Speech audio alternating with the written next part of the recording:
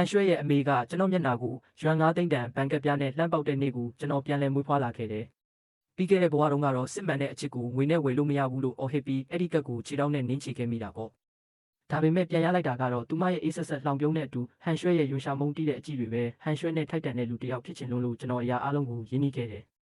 တက္ကသိုလ်တုန်းကပညာသင်ဆုတွေရဖို့ရုန်းကန်ခဲ့ရတယ်လို့ပွဲရပြီးတော့လဲသူမတို့မိသားစုကုမ္ပဏီမှာအောက်ခြေဝန်ထမ်းဘဝကနေစတင်ဝင်ရောက်ခဲ့တယ်။ဘသူထက်မဆိုပိုပြီးစူးစမ်းခဲ့တာပါ။သူများတွေရုံးချိန်အတိုင်း9 နာရီ9 နာရီပဲလုပ်နေချိန်မှာကျွန်တော်ကတော့နေရောညပါအလုပ်လုပ်ခဲ့တယ်။နောက်ပိုင်းကုမ္ပဏီအကျက်တဲနဲ့ကြုံရချိန်မှာလဲကျွန်တော်ရဲ့မစုံမနစ်စူးစမ်းမှုနဲ့စီးပွားရေးအမြင်ကြောင့်ပဲအရေးကြီးတဲ့ရင်းနှီးမြှုပ်နှံမှုကိုရအောင်ဆွဲဆောင်နိုင်ခဲ့တာ။ကုမ္ပဏီကိုဒေဝါလီခံရမယ့်အခြေအနေကနေတကယ်ကိုဆွဲတင်ပေးခဲ့တာပါ။ကျွန်တော်ကတော့ဟန်မီသားစုရဲ့သူရဲကောင်းဖြစ်လာပြီးဟန်ရွှဲနဲ့ဂုဏ်တရေရှိလက်ထက်ရတော့မယ်လို့ထင်နေခဲ့တာဒါပေမဲ့ကျွန်တော်ပြန်ရလိုက်တာကတော့ကျမ်းမာရေးလုံးဝပျက်စီးသွားတာပါပဲအနေထိုင်အစားအသောက်မမှန်တာနဲ့ရေရှည်အလုတ်တံပြီးခဲ့တာတွေကြောင့်ခန္ဓာကိုယ်မှာအချက်ပေးမိတွေအကုန်လင်းကုန်တယ်နောက်ဆုံးတစ်ကြိမ်သတိလစ်လဲကျသွားချိန်မှာဆရာဝန်ကကျွန်တော်မှာကင်ဆာနောက်ဆုံးအဆင့်ဖြစ်နေပြီးအသက်ရှင်ဖို့ရက်ပိုင်းပဲလိုတော့တယ်လို့ပြောခဲ့တယ်အဲ့ဒီအချိန်ကျမှဟန်ရွှဲနဲ့လီအိုက်တို့ကျွန်တော်စီရောက်လာကြတာဟန်ရွှဲရဲ့အကြည့်တွေထဲမှာအရင်ကလိုနူးညံ့မှုတွေမရှိတော့ဘဲဝင်ထုတ်ဝင်ဖို့တစ်ခုကိုအပြေးပိုင်လွှင့်ပစ်လိုက်နိုင်တဲ့ပေါ်ပေါက်မှုမျိုးပဲရှိတော့တယ်လီအိုက်ကတော့သူ့ရဲ့အောင်နိုင်သူအသွင်ကိုအထင်သာပြပြီးဟန်ရွှဲရဲ့ခါးကိုဖက်ကကျွန်တော်ကိုအထက်စီးကနေကြည့်ပြီးပြောတယ်။ချန်ယူကျေးဇူးပဲကွာအခုတော့ကုမ္ပဏီလည်းတည်ငြိမ်သွားပြီးငါနဲ့ရှောင်ရွှဲလာမဲ့လာမှစိတ်ဆက်တော့မယ်တဲ့။ဟန်ရွှဲကလည်းသူ့ရင်ခွင်နဲ့တိုးဝင်ရင်းနဲ့နူးညံ့တဲ့လေတံနဲ့ချန်ယူငါ့ကိုစိတ်မရှိပါနဲ့နော်။ငါအမေပြောတာမှန်တယ်။တို့တွေကဘဝချင်းမတူကြဘူးလို့ပြောခဲ့တယ်။အော်ကျွန်တော်တေလူလဲအောင်ရုန်းကန်ပေးခဲ့ရတဲ့ဘဝတစ်ခုလုံးဟာသူတို့ရဲ့အချစ်ဇလန်းကြားတွေကအတုံးချခံဇက်ရံတက်တက်ပဲဖြစ်ခဲ့တာပေါ့။အဆက်ချခံရတဲ့အထိအတုံးချပြီးမှလွှင့်ပစ်ခံရတဲ့ကရိယာတစ်ခုပေါ့ဒါပေမဲ့ဒီတစ်ပတ်ပြန်လဲမွေးဖွားလာတဲ့ဘဝမှာတော့အဲ့ဒီလိုခွေးတစ်ကောင်လိုအမီးလုတ်ပြီးကဲရတဲ့ဘဝမျိုးဖြစ်မခံတော့ဘူးကျွန်တော်ချက်ချင်းပဲဘန်ကက်ကိုလှမ်းယူလိုက်တယ်ပြီးတော့ပြုံးပြုံးလေးနဲ့ကောင်းပြီအန်တီကျွန်တော်လူမြင်ကွင်းကနေအဝေးဆုံးကိုပျောက်ကွယ်သွားပေးပါမယ်လို့ပြောလိုက်တယ်အဲ့ဒီချိန်မှာပဲအန်တီကြီးရဲ့မျက်နှာကပထမဆုံးအကြိမ်ပြတ်သွားတယ်သူမစိတ်ကူးထဲမှာဇညွန်းတွေအများကြီးပြင်ဆင်လာခဲ့ပေမဲ့ကျွန်တော်ဒီလိုတုံ့ပြန်လိုက်မယ်လို့ဘယ်တော့မှတွေးမထားခဲ့ဘူးလေ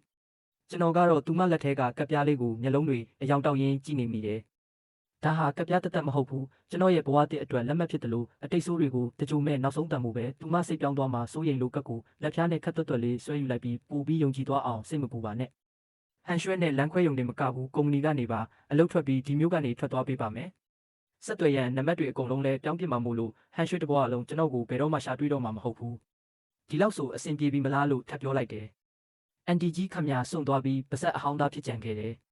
ပြင်ဆင်လာတဲ့စကားတွေကလဲချောင်းထဲမှာပဲတဆုနေပြီးတလုံးမှထွက်မလာတော့ဘူး။ကျွန်တော်ကိုမိစ္ဆာတကောင်လိုစိုက်ကြည့်နေတာ။ဒါပေမဲ့လည်းသူမကိုနားလည်ပေးနိုင်ပါတယ်။ဘာလို့လဲဆိုတော့မနေ့ကတင်ပဲဟန်ရွှဲစိတ်ချမ်းသာဖို့အတွက်မိုးတွေအသေးအတန်ရွာနေတာကိုစပေးတစည်းနဲ့နိုင်ဝက်ကြော်အောင်နင်းပြီးသူမစားကျင်နေဆိုတဲ့ကိတ်မုတ်ကိုတွားဝယ်ပေးခဲ့တာကိုသူမအိမ်ရှိရောက်တော့ကျွန်တော်တခုလုံးရွှဲရွှဲဆိုနေပြီးဒါကိုဟန်ရွှဲကကားမှန်လေးချပြီးကိတ်မုတ်ကိုလှမ်းယူရင်းခြံယူနင်ဘလို့ဖြစ်လို့ဒီလောက်တောင်စုပ်ပြတ်တက်နေရတာလဲလို့ရွှေရှာတဲ့အကြည့်နဲ့ပြောခဲ့တာအဲ့ဒီအချိန်မှာလီအိုက်ဆိုတဲ့လူကကားမောင်းသူနေရာမှာထိုင်ပြီးကျွန်တော်ကိုလှောင်ပြုံးနဲ့ကြည့်နေခဲ့တယ်။တခင်ဖြစ်သူစိတ်ကြိုက်ဖြစ်အောင်အမီးကိုအစွမ်းကုန်လုပ်ပြနေတဲ့ခွေးတစ်ကောင်ကိုကြည့်တယ်လို့မျိုးပေါ့။အဲ့ဒီတုန်းကခက်ခံစားရတာမတရားမှုထက်ဘဝပြတ်တယ်လို့ယဉ်နေရတဲ့ခံစားချက်မျိုးပါ။ဒါကြောင့်ကျွန်တော်ပြုံးလိုက်ပြီးပတ်စံအိတ်ထဲကဟန်ရွှဲနဲ့ကျွန်တော်နဲ့တွေ့ရိုက်ထားတဲ့ကျွန်တော်အတွက်အဖိုးတန်ဆုံးတပ်ပုံလေးကိုထုတ်ပြီးအန်တီကြီးရှိမှတင်အပိုင်းပိုင်းဆုပ်ဖြဲပြီးအမိုက်ပုံးနဲ့ပစ်ထည့်လိုက်တယ်။ပြီးတော့ဟန်ရွှဲနဲ့ပတ်သက်သမျှအရာအလုံးသူမပေးခဲ့တဲ့တံမိုးနဲ့တော့ချိတ်လေးကအစအကုန်ထုတ်ပြီးလွှင့်ပစ်လိုက်တယ်။အန်တီကြည့်လိုက်ပါကျွန်တော်ရဲ့ရိုးသားမှုကိုတက်တည်ပြဖို့ဒါတွေအကုန်လုံးကိုမယူတော့ဘူးအခုဆိုစိတ်အေးသွားပြီမလားကဖေးဆိုင်ကနေထွက်ချင်းပထမဆုံးလောက်တာကတော့ဘန်ကိုသွားတာပါပဲအဲ့ဒီဆက်မှာပြနေတဲ့လက်ကြံငွေ900တဲ့354ကိုကြည့်ပြီးတပြင်းအရှိကြီးချလိုက်မိတယ်အဲ့ဒီပိုနေတဲ့354ယွမ်ကတော့ပြီးခဲ့တဲ့ဘဝကကျွန်တော်ပင်ပန်းပန်းစုဆောင်းခဲ့ရသမျှအရာအလုံးပေါ့တကယ်ကိုရေးစရာကောင်းပြီးတနာစရာကောင်းလိုက်တာဘာမှတွန်းဆုပ်မနေပဲငွေသားတစ်ဆက်သူညကိုထုတ်ပြီးအိတ်ထဲထည့်လိုက်တယ်ပြီးတော့ကျွန်တော်အကျွမ်းကျင်ဆုံးနေရဖြစ်တဲ့ဟန်ဂရုကုမ္ပဏီအဆောက်အုံရှိကိုသွားခဲ့တယ်အထဲကိုတော့မဝင်ပါဘူးလမ်းတစ်ဖက်ကခုံတန်းလျားမှာထိုင်ပြီးအဲ့ဒီခန့်ညားထဲဝါတဲ့အဆောက်အုံကြီးကိုတိတ်ဆိတ်နေကြည့်နေမိတယ်ပြီးခဲ့တဲ့ဘဝတုန်းကဒီနေရာဟာကျွန်တော်ရဲ့စစ်တလင်းကျွန်တော်ရဲ့ကံကြမ္မာလို့သတ်မှတ်ပြီးသွေးနဲ့ချွေးတွေရင်းနှီးခဲ့တာညမအိတ်ပဲစူးစမ်းခဲ့တယ်လို့အောင်မြင်မှုတွေလည်းရခဲ့ဘူးတယ်ကို့အနာဂတ်ကိုကိုယ်တိုင်ဖန်တီးနိုင်ပြီလို့ထင်ခဲ့တာပေါ့ဒါပေမဲ့အခုမှသိလိုက်ရတာကကျွန်တော်ဟာဒီအဆောက်အုံကြီးတွေကအချိန်မရွေးအစားထိုးလို့ရတဲ့ရုပ်သေးရုပ်လေးတရုပ်သူများအောင်ပွဲခံဖို့အတွက်တေလူလိုအလုပ်လုပ်ပေးခဲ့တဲ့လူတစ်ယောက်တက်တက်ပဲဆိုတာပါပဲအဲ့ဒီအချိန်မှာဖုန်းတုံခါလာပြီးဝိချက်ကနေဟန်ရွှဲစီကစာဝင်လာတယ်ချန်ယူငါအမေနင့်စီလာသေးလားအမေကအဲ့လိုပဲသူပြောတာတွေရှောက်မလုံးနဲ့အောင်ညကြရင်ငါလာခဲ့မယ်တို့တွေစကားပြောရအောင်ပြီးတော့နောက်ထပ်စာတစ်စောင်ချက်ချင်းထပ်ဝင်လာတယ် နေအကြိုက်ဆုံးဖတ်ထုတ်ကြော်ပူပူနွေးနွေးလေးဝယ်ထားတယ်ညကြရင်ယူလာခဲ့မယ်နော်အဲ့ဒီစာတွေကိုဖတ်ပြီးဘိုက်ထဲကနေပြုတ်အန်ချင်စိတ်တောင်ပေါက်လာတယ်အမြဲတမ်းသုံးနေကြလှည့်ကွက်ဟောင်းကြီးပါပဲအရင်ရိုက်နှက်ပြီးမှတကြားလုံးကျွေးတဲ့ပုံစံမျိုးပေါ့တန်ဖိုးနဲ့တဲ့အချစ်အတူအယောင်လေးတွေနဲ့ဂရုစိုက်ပြပြီးကိုအစွမ်းကုန်ပုံအောပေးဆက်လာအောင်လုပ်တဲ့နီလန်ပြီးခဲ့တဲ့ဘဝတုန်းကကျွန်တော်ဒီလိုပဲအတုံးချခံခဲ့ရတာသူမနည်းနည်းလေးကောင်းပြလိုက်တာနဲ့တင်မျက်ရည်ကျမတ်တက်တနာပြီးသူမရွေးချယ်မှုမမားကြောင်းတက်တည်ပြဖို့အသေးလဲလုပ်ပေးခဲ့တာလေအခုတော့ရုံစရာကောင်းတယ်လို့ပဲခံစားရတော့တယ်သူမရဲ့ profile ကိုနှိပ်ပြီးဘာမှတွန့်ဆုတ်မနေပဲခံထိုက်ထဲကနေလုံးဝဖျက်ပစ်လိုက်တယ်အဲ့ဒီနောက်မတ်တက်ရက်ပြီးဘေးကဖုန်းဆိုင်မှာနံပါတ်အသစ်ပြောင်းလိုက်တယ်ပြီးတော့အထားအိမ်လေးစီပြန်ဖို့တက္ကစီစီးခဲ့တယ်အိမ်ကတိတ်မကျေပေမဲ့တက်တက်ရက်ရှိလာပါတယ်နေရံမှာဟန်ရွှဲနဲ့ရိုက်ထားတဲ့ပုံရှိနေတော့မယ်စင်ပုံမှာလည်းသူမပေးထားတဲ့စာအုပ်တွေကျွန်တော်ဘာခံစားချက်မှမရှိပဲသူမနဲ့ပတ်သက်တဲ့မြအရာအလုံးကိုအမိုက်အိမ်မဲကြီးတဲ့ကောက်ထည့်လိုက်တယ်စုပ်ဖြဲထားတဲ့တပ်ပုံတွေမိရှုထားတဲ့အချစ်စာလွှာတွေအနှစ်သာရမရှိတဲ့လက်ဆောင်တွေကိုအကုန်လွှင့်ပစ်လိုက်တယ်နောက်ဆုံးသူမပြုံးနေတဲ့တပ်ပုံပေါင်ကိုအမိုက်အိတ်ထဲထည့်လိုက်တဲ့အချိန်မှာဆယ်စုနှစ်ချီထမ်းပိုးထားရတဲ့ဝန်ထုတ်ကြီးကျသွားတယ်လို့မျိုးတကူလုံးလွတ်လပ်ပေါ်ပါသွားတာကိုခံစားလိုက်ရတယ်ကွန်ပျူတာကိုဖွင့်ပြီးအလုပ်ထွက်စာရေးလိုက်တယ်စာတမ်းအရှိကြီးတွေမပါဘူးလေးစားအပ်ပါတော့ဒရိုက်တာလူကြီးမင်းကျွန်တော်ချန်ယူသည်ယနေ့မှစ၍အလုံးမှချက်ချင်းနှုတ်ထွက်ပါကြောင်းတင်ပြအပ်ပါသည်ကြန့်ရှိသောလစာများကိုလည်းထုတ်ယူရန်မလိုလားပါဆိုပြီးရေးလိုက်တာသူတို့ပေးမဲ့ဂယုဏကြီးလစာအစုပ်ပြက်တွေကိုကျွန်တော်မလိုအပ်ဘူးဒီနေရာကနေအမြန်ဆုံးထွက်ခွာပြီးဒီလူတွေနဲ့အပြီးပိုင်းလမ်းခွဲချင်ရုံပဲအလုပ်ထွက်စာကိုရန်နဲ့တိုက်ရိုက်မန်နေဂျာစီပို့ပြီးကွန်ပျူတာပိတ်လိုက်တယ်ပြီးတော့အသင့်ပြင်ထားတဲ့ခရီးဆောင်အိတ်ကိုဆွဲလိုက်တယ်အထဲမှာအဝတ်စားအပိုနှဲငယ်နဲ့စာရွက်စာတမ်းတွေပဲရှိတယ်ကျန်တဲ့အရာတွေကိုတော့ဒီအတိုင်းထားခဲ့ပြီးဒါဟာကျွန်တော်ရဲ့အရင်ကမိုက်မဲခဲ့တဲ့ဘဝအတွက်အယိုးရှင်းဆုံးတကြိုချင်းပဲအိတ်ကိုဆွဲပြီးနာကျင်စရာအတိတ်တွေပြည့်နေတဲ့အိမ်လေးကနေလှည့်မကြည့်ပဲထွက်လာခဲ့တယ်လေကားကနေဆင်းလာတော့ရင်းနှီးနေတဲ့လူလေးတစ်ခုကိုတွေ့လိုက်ရတယ်ဟန်ရွှေပဲသူမလက်ထဲမှာမုတ်ထုတ်တစ်ခုကိုကင်ပြီးပြပြတလဲနဲ့လိုက်ရှာနေတာကျွန်တော်ခရီးဆောင်အိမ်နဲ့ထွက်လာတာကိုမြင်တော့သူမခဏကြောင်သွားပြီးခက်သွက်သွက်လျှောက်လာတယ်ချန်ယူနင်ပဲလဲအတန်ကအပြစ်တင်ခြင်းနဲ့လေးတန်မျိုးကျွန်တော်ခြေလမ်းကိုမလျှော့တလို့သူမကိုလှည့်တောင်မကြည့်ပဲဘေးကနေဖြတ်ကျော်သွားခဲ့တယ်သူမကကျွန်တော်လက်ကိုလှမ်းဆွဲဖို့လုပ်တာကြောင့်ဘေးကိုတစ်ချက်ရှောင်လိုက်ပြီးအေးဆက်ဆက်ကြည့်လိုက်တယ်ပြန်လဲမွေးဖွားလာပြီးနောက်ပိုင်းသူမကိုပထမဆုံးအကြိမ်တိတိကျကျစိုက်ကြည့်မိတာပဲမိတ်ကပ်အပြည့်နဲ့လှပနေတော့မဲ့ဖြစ်ပေမဲ့ကျွန်တော်မျက်စိထဲမှာတော့အဲ့ဒီအလှပအောက်ကအတ္တကြီးမှုဟန်ဆောင်မှုနဲ့ရက်စက်မှုတွေကိုပဲမြင်နေရတယ်နင်ဘာလုပ်နေတာလဲငါစကားပြောနေတယ်လေကျွန်တော်ကဂယုမစိုက်တာကိုမြင်တော့ဟန်ရွှဲစိတ်တူလာတယ်ငါအမေလာတွေးလို့နင်စိတ်ဆိုးနေတာလားအမေပြောတာတွေကိုဂယုမစိုက်နဲ့လို့ငါပြောထားတယ်လေငါသွားပြောပေးမယ်ပြီးတော့ဒီအိတ်ကြီးနဲ့ဘယ်သွားမလို့လဲအိမ်ပေါ်ကဆင်းမလို့လားကလေးကလာမဆန်ဆန်းပါနဲ့သူမရဲ့လေတံကအမြဲတမ်းအထက်စီးကနေပေးကမ်းသနာတယ်လို့မျိုးကျွန်တော်ရဲ့ခံစားချက်တွေအားလုံးကသူမကိုပဲဗဟုပြုနေရမယ်လို့ထင်နေတော့ပဲသူမကတော့ဘသူ့ကိုမှနားလည်ပေးနိုင်မယ်လို့မဟုတ်ဘူးကျွန်တော်သူမကိုကြည့်ပြီးရုတ်တရက်ရဲမိသွားတယ်ဟန်ရွှဲ့နင့်အမေငါ့ကိုဘာပြောသွားလဲဆိုတာနင်မသိချင်ဘူးလားဆိုပြီးအိတ်ထဲကဘန်ကတ်ကိုထုတ်ပြီးသူမနှာခေါင်းရှိမှာဝေယမ်းပြလိုက်တယ်နင့်အမေကငါ့ကိုနင်နဲ့လမ်းခွဲဖို့ရွှမ်း9သိန်းပေးခဲ့တယ်ဟန်ရွှဲ့ရဲ့မျက်နှာကချက်ချင်းပြတ်သွားပြီးပြတလဲရှင်းပြတယ်ချန်ယူအဲ့ဒါကိုအတီးမယူပါနဲ့ကျွန်တော်သူမစကားကိုဖျက်ပြောလိုက်တယ်မဟုတ်ဘူးငါတကယ်အတီးယူလိုက်တာပတ်စံကိုယူပြီးအပီးပိုင်ပျောက်ကွယ်သွားပေးမယ်လို့ကတိပေးခဲ့တယ်ဟန်ရွှဲရဲ့မျက်နှာတစ်ခုလုံးဒေါသတစ်ဝက်အရှက်ရမှုတစ်ဝက်နဲ့หนีရဲသွားတယ်ကျွန်တော်ကဒီလိုငွေကြီးကိစ္စကိုလူမြင်ကွင်းမှာပွင့်ပွင့်လင်းလင်းချပြလိုက်မယ်လို့သူမထင်မထားဘူးလေသူမထင်တော့ကျွန်တော်ရှက်နေရမယ်အရှက်ခွဲခံရတယ်လို့ခံစားနေရမယ်ပေါ့နင်အဲ့ဒီပတ်စံကိုဘယ်လိုဖြစ်လို့လက်ခံနိုင်ရတာလဲချန်ယူတို့တွေရဲ့အချစ်ကနင့်အတွက်ရွှမ်း9သိန်းပဲတန်တာလားသူမကရင်ခွဲမတက်လေတန်းနဲ့မေးတယ်ကျွန်တော်ကတော့ကဘာပေါ်မှာအရင်စရာအကောင်းဆုံးပြက်လုံးတစ်ခုကိုကြည့်နေရတယ်လို့မျိုးသူမကိုကြည့်ပြီးအချစ်ဟုတ်လားတို့တွေကြားမှာအချစ်ဆိုတာတကယ်ရှိခဲ့လို့လားနင်ပြောတဲ့အချစ်ဆိုတာငါရဲ့စေတနာကိုအခွင့်ကောင်းယူတာမင်းတို့မိသားစုကုမ္ပဏီအတွက်ငါအသက်နဲ့ရင်းပြီးလုပ်ပေးနေချိန်မှာနင်ကအခြားယောက်ျားတွေနဲ့စိန်ခံကားပေါ်မှာပျော်ပါနေတာကိုပြောတာလားနင်ပြောတဲ့အချစ်ဆိုတာငါနင့်ကိုချစ်တယ်လို့ပြောရင်းနဲ့ငါအလုပ်ပင်ပန်းပြီးတည်သွားတဲ့အခါငါတိဆောက်ခဲ့သမျှအရာအလုံးကိုဥပဒေအရဘလို့ငွေဆက်ခံရမလဲဆိုပြီးတွက်ချက်နေတာကိုပြောတာလားကျွန်တော်အတန်ကမကျေပေမဲ့စကလုံးတိုင်းကအေးဆက်ဆက်ဓာတ်တစင်းလိုဟန်ရွှဲရဲ့ရင်ဝါကိုစိုက်ဝင်သွားစေတယ်သူမမျက်နှာကနီးရဲနေရာကနေတေးလူလိုဖြူရော်သွားပြီ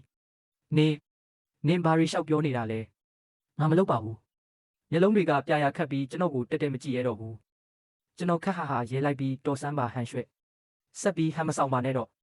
နင်ဘလို့လူလဲဆိုတာနင်အသိဆုံးဖြစ်တယ်လို့အခုငါလည်းသိသွားပြီးဒီရွ9သိန်းကိုလမ်းခွဲကြည့်လို့ငါမတတ်မှတ်ဘူးမင်းတို့မိသားစုအတွက်ငါခွေးလို့နွားလို့လုပ်ပေးခဲ့ရတဲ့နှစ်တွေအတွက်လှုပ်အားခလို့ပဲတတ်မှတ်တယ်နဲတော့နဲပေမဲ့မရှိတာထက်တော့ကောင်းတာပေါ့ဘာပဲဖြစ်ဖြစ်မင်းတို့မျက်စိထဲမှာငါအသက်ကဘာမှတန်ဖို့ရှိတာမှမဟုတ်တာဟုတ်တယ်မလားပြောပြီးတာနဲ့သူမရဲ့ဖြူဖြောနေတဲ့မျက်နှာကိုဆက်မကြည့်တော့ပဲအိတ်ကိုဆွဲပြီးလှည့်ထွက်ခဲ့တယ်ရက်လိုက်ဦးတီတီချာချာရှင်းပြသွားဦးနင်တခုခုကိုသိနေတာမလားသူမနောက်ကနေអော်တယ်ကျွန်တော်လှည့်မကြည့်ပဲနဲ့ငါအရာအလုံးကိုသိတယ်မင်းတို့ရဲ့အစီအစဉ်တွေရောပေါ့ကုမ္ပဏီရဲ့အားနည်းချက်တွေနဲ့မင်းတို့ရဲ့အနာဂတ်ဘာဖြစ်မလဲဆိုတာပါငါသိတယ် မင်းတို့တွေအမြင့်ဆုံးနေရာကနေဘလို့ပုံစံနဲ့အပိုင်းပိုင်းဆက်ဆက်ကြေမွပြီးပြုတ်ကျလာမလဲဆိုတာကိုငါကောင်းကောင်းကြီးသိနေတာအဲ့ဒီအချိန်ကျရင်ငါကတော့အမြင့်ဆုံးနေရာကနေမင်းတို့ပျက်စီးသွားမဲ့မြင်ကွင်းကိုအေးဆက်ဆုံးအကြည့်တွေနဲ့ငေးကြည့်နေမဲ့ပရိသတ်တယောက်ဖြစ်နေလိမ့်မယ်ပြောပြီးတာနဲ့ကျွန်တော်တက္ကစီတစ်စီးကိုလက်တာပြီးအဝေးဆုံးကိုထွက်ခွာခဲ့တော့တယ်ကျွန်တော်လေစိတ်ကိုတမ်းမှတ်နေအောင်ထွက်လာခဲ့တယ်နှစ်ပေါင်းများစွာနေထိုင်ခဲ့တဲ့မြို့ကြီးကတော့နောက်ွယ်မှာတဖြည်းဖြည်းနဲ့ကြံရိပ်ခဲ့ပြီပေါ့ဖုန်းအစ်စ်ကိုထုတ်ပြီးဘာအကြောင်းပြချက်မှမရှိဘဲရှိဆောင်ပန်းတာဆစ်ရွှင်ပန်းတာကိုတွားမဲ့လေရင်လက်မှတ်တစ်ဆောင်ဖြတ်လိုက်တယ်ကိုစိတ်အေးလက်အေးအနာပေးလို့ရမဲ့ပူနွေးတဲ့နေရာတစ်ခုစီပဲတွားချင်ခဲ့တာဒီနေ့ကစပြီးငါဟာကို့အတွက်ကိုပဲရှင်သန်တော့မယ်ဟန်ရွှဲနဲ့သူမရဲ့အရှုပ်ထုတ်တွေကတော့အတိတ်မှတင်ပုတ်တိုးကြံရစ်ပါစေတော့အဲ့ဒီအချိန်မှာပဲဖုန်းထဲကိုစိတ်နဲ့နံပါတ်တစ်ခုစီကနေစမဝင်လာပြန်တယ်ချန်ယူနင်းပဲမလဲတောက်မထွက်သွားခင်တေးသေးချာချာရှင်းပြသွားဦးလေနင်းတစ်ခုခုကိုအထင်လွဲနေတာလားငါနဲ့လီအိုက်ကတငယ်ချင်းအဆင့်ပဲဟာကိုစာကိုဖတ်ပြီးတော့ကျွန်တော်ရဲ့လှောင်ပြုံးကပို့ပြီးပြင်းလာတယ်တငယ်ချင်းအဆင့်ဟုတ်လားငါစီကနေအကုန်လူယူပြီးငါတည်ရင်အရာအလုံးကိုတင်ပိုက်ဖို့ကြံစီနေကြတဲ့တငယ်ချင်းအဆင့်မျိုးပေါ့ကျွန်တော်အဲ့ဒီနံပါတ်ကိုပါ block လိုက်ပြီးဖုန်းကိုလုံးဝပိတ်ပစ်လိုက်တော့တယ်အပြင်ဘက်မှာတော့နေဝင်စည်းစာကကောင်းကင်ရံတစ်ခုလုံးကိုရဲတောက်လိမ္မော်ရောင်ချဲ့တယ်လို့ဖြည်းဖြည်းချင်းနစ်စင်းနေပြီးဘဝတစ်ခုစတင်ခဲ့ပါပြီရှိဆောင်ပန်းသားရဲ့လေထုကဆူဆူပြီးပူနွေးလာတယ်တစ်တော်တွေနဲ့မြေကြီးရက်နဲ့ရောပြွမ်းနေတဲ့လေပြေထဲမှာအပူပိုင်းတစ်ပင်တွေကြားထဲပုံကွယ်နေတဲ့အဲ့ရိတ်တာအိမ်လေးတစ်လုံးကိုကျွန်တော်ရှာဖွေတွေ့ရှိခဲ့တယ်အခန်းထဲရောက်လို့ပြင်းပေါက်ဖွင့်လိုက်တာနဲ့စိမ့်ဆူနေတဲ့တဘာဝအလှတရားတွေကစီးကျူနေတာပထမဆုံးနေ့မှာကျွန်တော်ဘာမှမလုပ်ဖြစ်ဘူးအခန်းထဲမှာပဲတုတ်တုံများမလုပ်ပဲအိတ်နေမိတယ်မနက်ကနေညကနေနောက်တနေ့မနက်အထိပြီးခဲ့တဲ့ဘဝကမအိတ်ခဲ့ရသမျှအိတ်ရေးတွေကိုအကုန်တိုးချပြီးတိတ်ပစ်လိုက်တယ်လို့မျိုးပဲနိုးလာတဲ့အချိန်မှာတော့တကူလုံးအသက်ဝင်လာတယ်လို့ခံစားလိုက်ရတယ်အယိုးထဲထိဆွဲနေတဲ့ပင်မနှွမ်းနယ်မှုတွေအကုန်ပြောက်ကွယ်သွားပြီးအကြာကြီးပိတ်ထားခဲ့တဲ့ဖုန်းဟောင်းကိုပြန်ဖွင့်လိုက်တော့စမီတွေနဲ့ခေါ်မန်တွေရေးလိုင်းလိုစက်တိုက်တိုးဝင်လာတော့တာပဲအများစုကတော့ဟန်ရွှဲနဲ့သူမရဲ့အပေါင်းပါရီစီကပေါ့ချန်ယူနင်းဘဲအတေကောင်သွားဖြစ်နေတာလဲဖုန်းချက်ချင်းပြန်ခေါ်စမ်းချန်ယူနင်းယောက်ျားလားမဟုတ်ဘူးလားပြဿနာရှိရင်မျက်နှာချင်းဆိုင်စကားပြောလေဒီလိုမျိုးပျောက်ချင်းမလားပျောက်သွားတာတကယ်ကိုသူ့ရဲ့ပေါ်ကြောင်တာပဲချန်ယူရှောင်ရွှဲမှာတော့စိတ်ပူလို့ယူတော့မယ်ပြန်လာခဲ့ပါတော့စိတ်ကောက်မနေပါနဲ့တော့ကျွန်တော်ဘာခံစားချက်မှမရှိတဲ့မျက်နှာပေးနဲ့စာတွေကိုတစောင်းချင်းဖတ်နေမိတယ်အဲ့ဒီထဲမှာကုမ္ပဏီရဲ့မန်နေဂျာစီကစာချို့လဲပါသေးတယ်ချန်ယူခင်ဗျားရဲ့အလုပ်ထွက်စာကိုရရှိပါတယ်ဒါပေမဲ့လှုပ်ထုံးလုံနေတိုင်လုပ်ရမှာပါကျူတင်အကြောင်းမကြားပဲထွက်သွားတာဟာအလုပ်ဆုံးခွာမှုလို့သတ်မှတ်ပြီးကုမ္ပဏီဘက်ကတရားစွဲဆိုပိုင်ခွင့်ရှိပါတယ်အန်တီကြီးရှန်ဝမ်ကလည်းခင်ဗျားကိုချက်ချင်းပြန်လာဖို့တောင်းဆိုနေတယ်အရေးကြီးတဲ့ project တစ်ခုကခင်ဗျားရှိမှဖြစ်မှာမို့လို့ပါချန်ယူခင်ဗျားအလုပ်ထဲပြန်မဝင်ဘူးဆိုရင်ကုမ္ပဏီဘက်ကအလိုလျောက်အလုပ်ထုတ်ပြမှာဖြစ်ပြီးခင်ဗျားရဲ့နောင်ရေးအလုပ်ကင်ထောက်ခံစာတွေအတွက်ထိခိုက်ပါလိမ့်မယ်ချင်းချောက်လိုက်မလုံးပေးလိုက်နဲ့အမြဲတမ်းသုံးနေကြလှည့်ကွက်ဟောင်းတွေပါပဲကျွန်တော်ခက်ဟာရဲလိုက်ပြီးအားလုံးကိုဖျက်ပစ်လိုက်တယ်အဲ့ဒီနောက်စင်ကတ်အစ်စ်ကိုထည့်ပြီးအကြာကြီးအသုံးမပြုဘဲဖြစ်ထားတဲ့ stock share အကောင့်တွေကိုဝင်လိုက်တယ်တက္ကသိုလ်တုန်းကအချိန်ပိုင်းလုပ်တွေလုပ်ပြီးစုထားတဲ့ပတ်စံအချို့အဲ့ဒီထဲမှာကျန်နေသေးတာကျွန်တော်ကွန်ပျူတာစခရင်ကိုစိုက်ကြည့်နေမိတယ်ပြီးခဲ့တဲ့ဘဝကမှတ်ဉာဏ်တွေကခေါင်းထဲမှာတစ်ဖြက်ဖြက်ပြန်ပေါ်လာတယ်ကျွန်တော်ရဲ့အကြီးမားဆုံးအားသာချက်ကအနာဂတ်ရဲ့အချက်လက်တွေကိုကြိုသိနေတာပဲလာမယ့်နှစ်တွေမှာ best store တွေအစမတန်တက်လာမလဲဘယ်ကဏ္ဍတွေကခေတ်စားလာမလဲဆိုတာကျွန်တော်သိနေတယ်ကျွန်တော်မှရှိတဲ့ရွမ်9သိန်းကိုနှစ်ပိုင်းခွဲလိုက်တယ်ဘာမှတိုးဆုပ်မနေပဲရွမ်2သိန်းကိုအဲ့ဒီအချိန်တုန်းကဘာမှအမည်မရှိတဲ့နည်းပညာကုမ္ပဏီတစ်ခုရဲ့ store မှာရင်းနှီးမြှုပ်နှံလိုက်တယ်အဲ့ဒီကုမ္ပဏီကနောက်10လအကြာမှာနည်းပညာပိုင်းအောင်မြင်မှုအသစ်ကြောင့် share ဈေး10ဆမကတက်သွားမဲ့ကုမ္ပဏီပေါ့ကျန်တဲ့ရွမ်3သိန်းကိုတော့လမ်းကြောင်းအချို့ကနေတဆင့် Bitcoin အဖြစ်အကုန်ပြောင်းလဲပစ်လိုက်တယ်အားလုံးပြီးသွားတော့ကွန်ပျူတာကိုပိတ်ပြီးအကျော်ဆက်လိုက်တယ်အခုတော့အသီးပွင့်တွေဝေစာလာမဲ့အချိန်ကိုစိတ်ရှည်လက်ရှည်စောင့်ဆိုင်းဖို့ပဲလိုတော့တယ်ကျွန်တော်ကိုယ်တိုင်လည်းတစ်ခါမှမခံစားဘူးသေးတဲ့ဘဝကိုစတင်ခံစားဖို့ပြင်ုံပဲနောက်လာမှာတော့ကျွန်တော်အရာအားလုံးကိုမေ့ပစ်ပြီးအပန်းဖြေခဲ့တယ်ရှိဆောင်ပန်းနာရဲ့ရွာအသီးသီးကိုလှည့်လည်သွားလာခဲ့တယ်စင်တွေဒေါင်းတွေကိုမြင်ခဲ့ရတယ်လို့ဒေတာခန်တွေနဲ့အတူထမင်းကိုလက်နဲ့နေစားပြီးဆန်ရက်တွေတောက်ခဲ့တယ်အပူပိုင်းရုပ်ခပေတဲ့ဥယျာဉ်ကိုသွားပြီးထူးဆန်းတဲ့တစ်ပင်ပန်းပန်းမျိုးစုံကိုငေးမော်ရင်တဘာဝတရားကြီးရဲ့စမ်းကြင်မှုကိုအံ့ဩချီးကျူးမိခဲ့တယ်မော်တော်ဆိုင်ကယ်တစ်စီးငှားပြီးတောင်ပတ်လမ်းတွေအတိုင်းရည်ရွယ်ချက်မရှိဘဲမောင်းနှင်ခဲ့တယ်။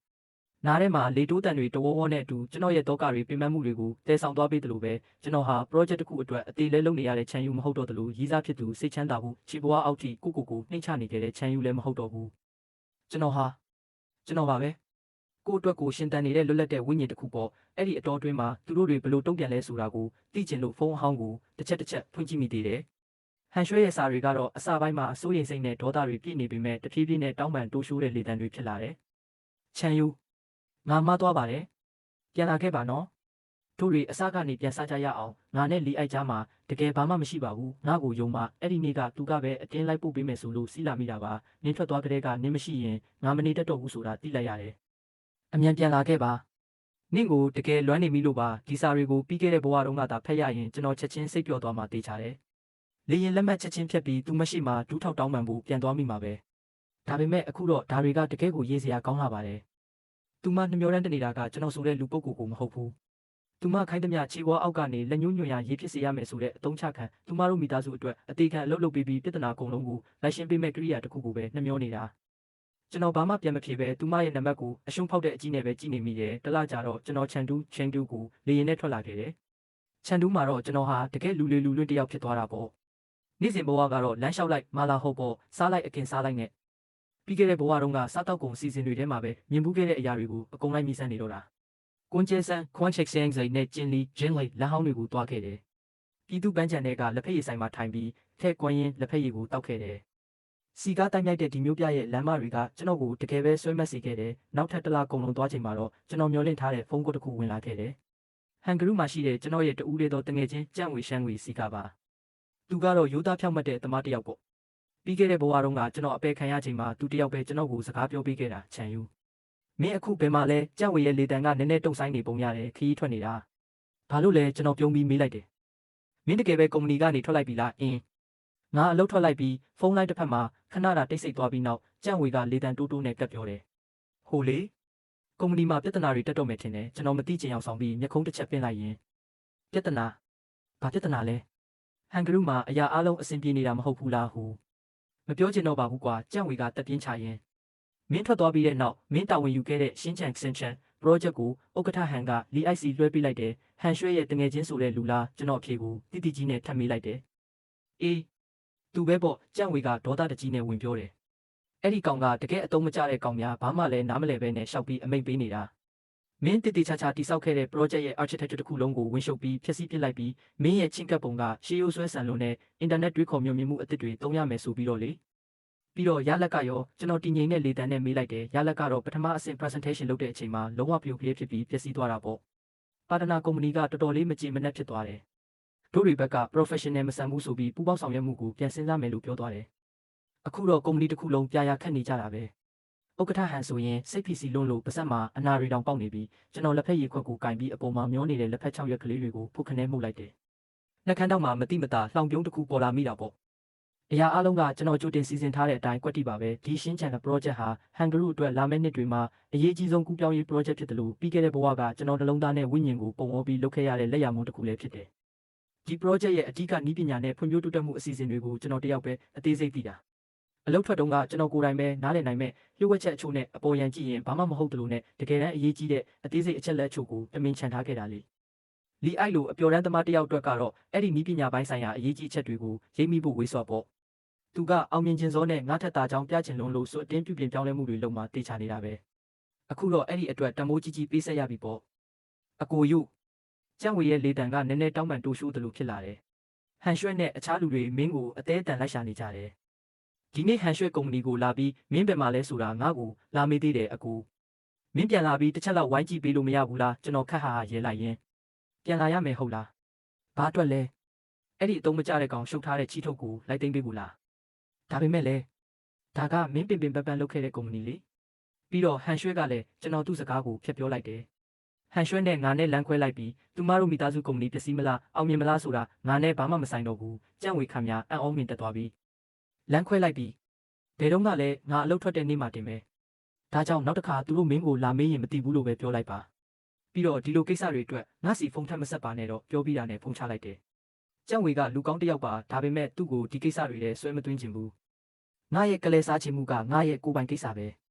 ကျွန်တော်ဝါကလတ်ထိုင်မှာမိချလိုက်ပြီးအပေါ်ကအုံမိုင်းနေတဲ့ကောင်းကင်ကြီးကိုမောကြည့်နေမိတယ်ဒါပေမဲ့ကျွန်တော်ရဲ့စိတ်ချနေကတော့တိမ်ကင်းစင်တဲ့နေ့တစ်နေ့လိုကြည်လင်နေတာပေါ့ဟန်ရွှဲလီအိုက်ဒါဟာအစပဲရှိသေးတယ်နောက်ရက်တွေမှာတော့အတိတ်ကလူတွေနဲ့အဆက်အသွယ်လုံးဝဖြတ်တောက်လိုက်တယ်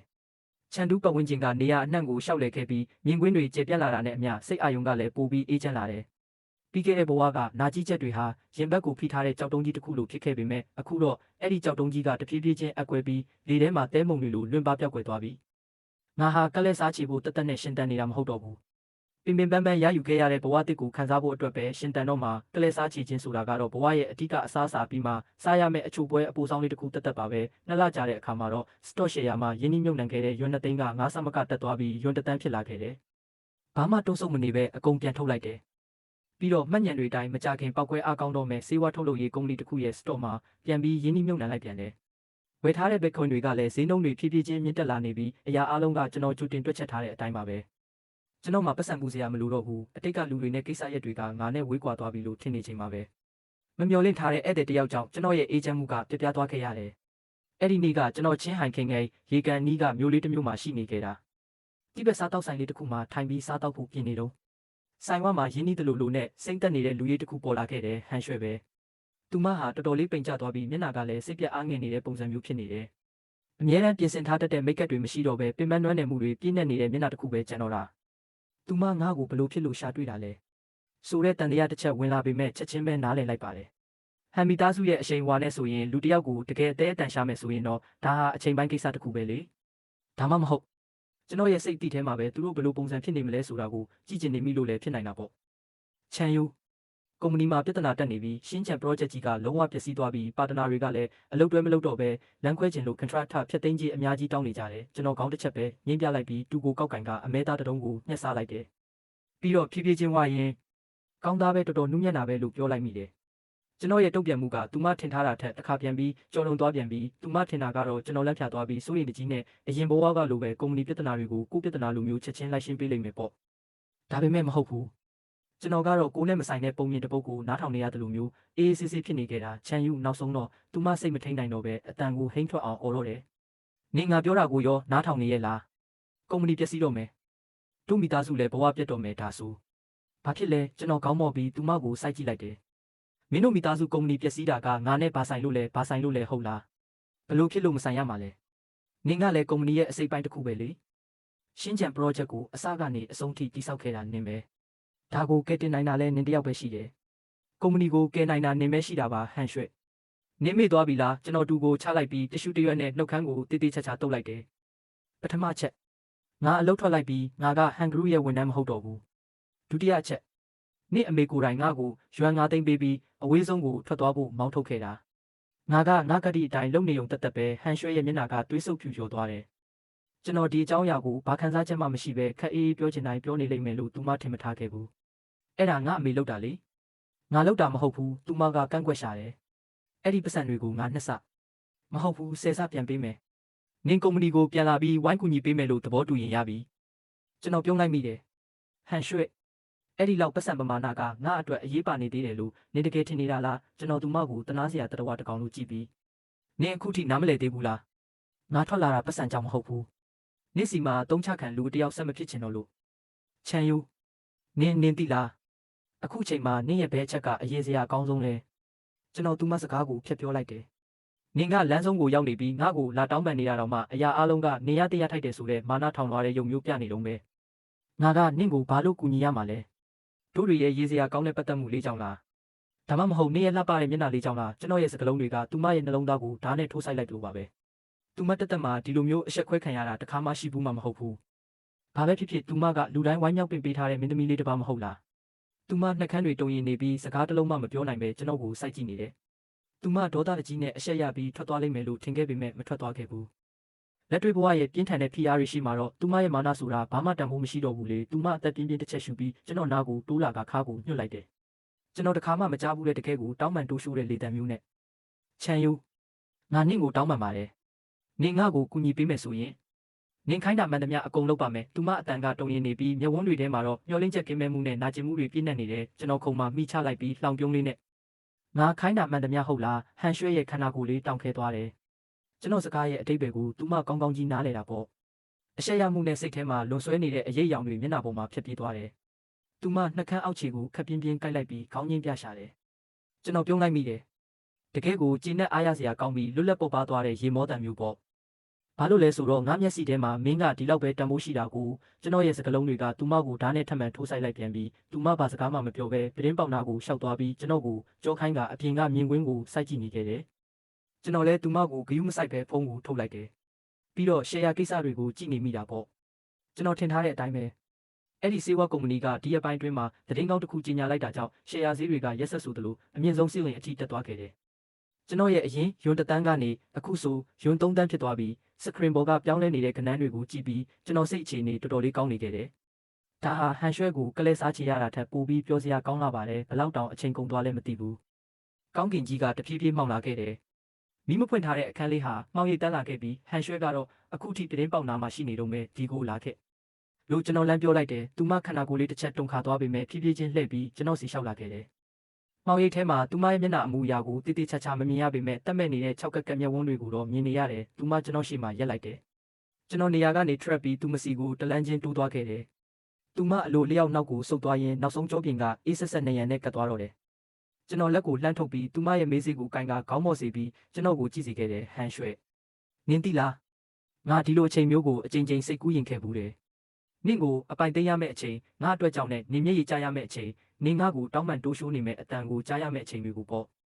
ဒါပေမဲ့အခုနင့်မျက်နှာကိုကြည့်ရတာတကယ်ကိုပြင်းစရာကောင်းလာပါတယ်ကျွန်တော်လက်ကိုလွတ်လိုက်ပြီးနောက်ကိုတလန်းဆုပ်ကအကွာဝေးတစ်ခုချလိုက်တယ်သူမကတော့ကြောင်အန်းနဲ့ဘာမှနားမလဲတယ်လို့စိုက်ကြည့်နေတော့မယ်ကျွန်တော်ပတ်စံအိတ်ကိုထုတ်ပြီးအထက်ကရှိသမျှငွေသားရွာနှဲငယ်ထောင်ကနန်းခန့်ကိုအကုန်ဆွဲထုတ်လိုက်တယ်ပြီးတော့အဲ့ဒီပတ်စံတွေကိုသူမမျက်နှာစီကိုတရွက်ချင်းလှမ်းပေါက်လိုက်တယ်ဒီပတ်စံတွေကိုယူပြီးထွက်သွားစမ်းကျွန်တော်လေတံကအေးဆက်6ကပ်ပြီးပြတ်သားလာတယ်နင်ကငါရဲ့အကူအညီကိုလိုချင်တာမဟုတ်ဘူးလားနင်ကကိုပုံအောပေးဆက်လိုက်ရင်ငါကမင်းတို့မိသားစုအတွက်လူတယောက်လိုပြန်ပြီးအလုပ်လုပ်ပေးလိုက်မယ်လို့ထင်နေတာလားဟန်ရွှဲ့နင်ကကိုတန်ဖိုးကြီးလုံးတယ်လို့ထင်နေပြီးငါ့ကိုတော့တော်တော်လေးအထင်သေးတာပဲငါဒီနေ့နင့်ကိုဒီခေါ်လာတာကနင့်ကိုတခုခုလုပ်ဖို့မဟုတ်ဘူးနင်ကတော့ကြီးကျယ်ခမ်းနားတဲ့ပေးဆက်မှုကြီးလို့ထင်နေတဲ့အရာဟာငါမျက်စိထဲမှာတော့တကယ်ကိုတနာစရာကောင်းပြီးတန်ဖိုးနေလာတဲ့ပြဿနာတစ်ခုတက်တက်ပဲဆိုတာနင်သိစေချင်လို့သူမရဲ့မျက်နှာပေါ်မှာပထမဦးဆုံးအံ့ဩမြင့်တက်မှုတွေပေါ်လာပြီးအဲ့ဒီနောက်မှာတော့အရှက်ရမှုတွေနဲ့အတူနောက်ဆုံးမှာတော့လုံးဝစိတ်နှလုံးပြိုကွဲပျက်စီးသွားတော့တယ်သူမနေရာမှာတင်စောင့်ကြောက်ထိုင်ချလိုက်ပြီးမျက်နှာကိုလက်နဲ့အုပ်ကရင်ခွဲမတက်ရှိုက်ကြီးတင်ငိုကြွေးပါတော့တယ်ကျွန်တော်ကတော့ဘာသနာစိတ်မှမရှိပဲအေးဆက်ဆက်ပဲကြည်နေမိတယ်ဒါဟာသူမဘာသာရှာခဲ့တဲ့ရလဒ်ပဲလေကျွန်တော်လှည့်ထွက်ခဲ့ပြီးတကားကိုဖွင့်ကနောက်လှည့်မကြည့်ပဲထွက်လာခဲ့တော့တယ်ဟိုတယ်ဝက်ရောက်ခံနေချိန်မှာပဲနောက်ွယ်ကနေတွေးယူအော်ဟစ်မေးလိုက်တဲ့သူမရဲ့မေးခွန်းကိုကြားလိုက်ရတယ်ခြံယူနင်ငါ့ကိုဘာလို့ဒီလိုမျိုးလုပ်ရတာလဲဘာလို့လဲကျွန်တော်ခြေလမ်းတွေကိုခဏရက်လိုက်ပေမဲ့နောက်ကိုတော့လှည့်မကြည့်ပဲတာမန်လေးတန်းနဲ့ပဲဒါဟာနင်ကိုယ်တိုင်ရွေးချယ်ခဲ့တဲ့လမ်းပဲလေဒါကြောင့်ဘာမှနောက်တရားမနေပါနဲ့တော့လို့ပြောလိုက်တယ်အဲ့ဒီစကားတွေခြံထားခဲ့ပြီးနောက်ကျွန်တော်မှောင်မိုက်နေတဲ့ညဖုံးလိုက်ရလမ်းမထက်စီခက်သွက်သွက်ခြေလမ်းတွေနဲ့တိုးဝင်ပြောက်ကွယ်သွားခဲ့တော့တယ်